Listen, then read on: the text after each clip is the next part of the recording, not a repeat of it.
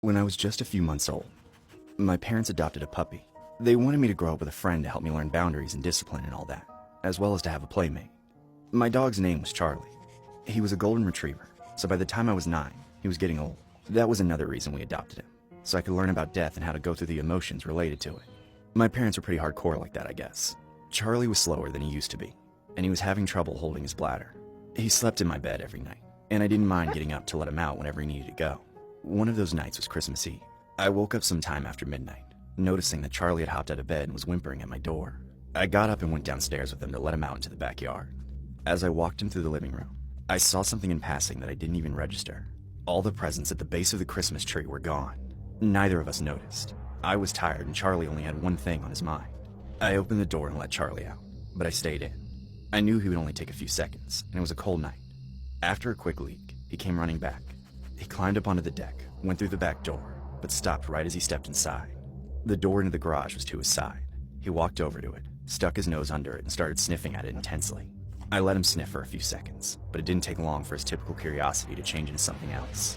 He started whimpering again, pacing back and forth and sniffing more and more aggressively. Finally, he looked back at me, sat down, and groaned with a huge yawn. I knew Charlie wanted in there, and that he wouldn't rest until I let him. I opened the door for him and flipped the light switch, only for my jaw to hit the floor as the lights came on.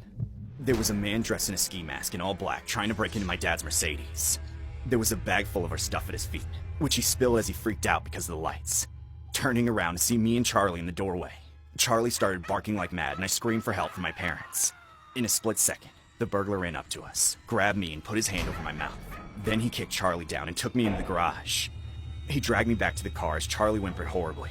I was thrown to the ground so hard the wind was knocked out of me. Then the man told me to shut up. If I screamed for help again, he was going to kill me. I complied out of fear, but I began to cry. Charlie was on the other side of the door and had started barking again. But now there was a tone in his voice. Some mix of anger and desperation and pain. I was terrified and heartbroken at the same time. The burglar kept trying to get into my dad's car, jimmying some thin piece of metal under the window. He wasn't able to get in before my parents arrived at the door with Charlie. They opened it up and my dad started to shout and race in, but the burglar grabbed me again and put me in a chokehold. My dad stopped in his tracks and his face turned from rage to panic in an instant. I didn't know why until I realized there was a knife against my neck. The man told my parents to stay back, give him the keys to the car, and let him drive away, or he would slit my throat. My mother was holding Charlie back. He was going insane. When my dad told her to go get the keys, her hand slipped and she let go of Charlie's collar. He charged at us with speed I hadn't seen him move with in years. The burglar took the knife away from my neck. I knew he was going to point it at Charlie, so I grabbed for it and pulled it back toward me just as Charlie slammed into him. My fingers were sliced open as I held it with all my strength. Charlie was ripping into the man's legs, tearing through his pants within seconds before my dad arrived. My dad pulled me and Charlie away in one motion, and before I could even get to my feet, before the burglar could even react, my dad was on him. He took the burglar to the ground and started laying into him. The next few moments, to me, might somehow be the most traumatic. I just watched, holding on to Charlie as my dad beat every single ounce of hatred and violent instinct he ever had into this guy. It wasn't long before he was begging my dad to stop. But then it was just silence as he went unconscious. Yet even at that point, the beating continued. Only when my mom came rushing back in was my father restrained. By then, the burglar's ski mask was soaked in blood. I'm glad I never saw what his face looked like underneath. That's when the shock really set in, and I have little memory of what happened next. All I know is the burglar spent a long time in the hospital before prison, and my dad never wanted to talk about what he did to him.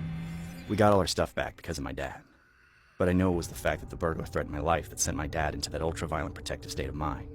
He could have easily killed the guy, but thankfully my mom stopped him in time. I'm also happy to say that Charlie wasn't seriously hurt.